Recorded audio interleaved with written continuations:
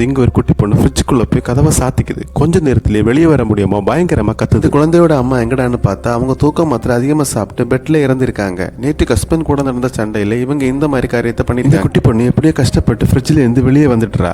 போயிட்டு பசிக்குதுன்னு அம்மாவை எழுப்பி பார்க்கறான். ஆனா அவங்க இறந்து போனது இந்த குழந்தைக்கு தெரியல. சப்பாத்தி செய்யறேன்னு சொல்லி ஸ்டவ் ஆன் பண்ணிக்கிட்டு சப்பாத்தியை கருக விட்டுறா. பக்கத்திலே பால் இருக்கு, அதை எடுத்து கீழே மேலே ஊத்தி எப்படியோ குடிச்சிட்டு ஒரு பொம்மை கூட விளையாடிட்டு இருப்பா. அந்த பொம்மையை எடுத்துட்டு அப்படியே பால்கனி சைடு வாரா. தவறுதல அந்த பொம்மையை கீழே விட்டதும் அதை எடுக்கலாம்னு அப்படியே மேலே ஏறுறா. ஆனா இந்த குழந்தை 20வது மாடியில இருந்து தான் இந்த பொம்மையை எடுக்கலாம்னு எத்தி பார்த்துட்டு இருக்கா. கொஞ்சம் ஸ்லிப் ஆச்சுன்னா அவ்வளவுதான். கரெக்டான டைம்ல ஒரு போன் வருது. யாருன்னு சொல்லிட்டு போய் பார்த்தா அந்த குழந்தையோட அப்பா தான் கால் பண்றாரு. நடந்த பிரச்சனைக்கு எல்லாம் நான் தான் காரணம், சாரின்னு சொல்றாரு. அப்படி சொல்லும் போது அந்த குட்டி பொண்ணு தெரியாத நம்ம அந்த போனை கட் பண்ணி விடுறா. தூக்க மாத்திரை அது ஒன்னொன்னா எடுத்து சாப்பிட ஆரம்பிக்கிறா.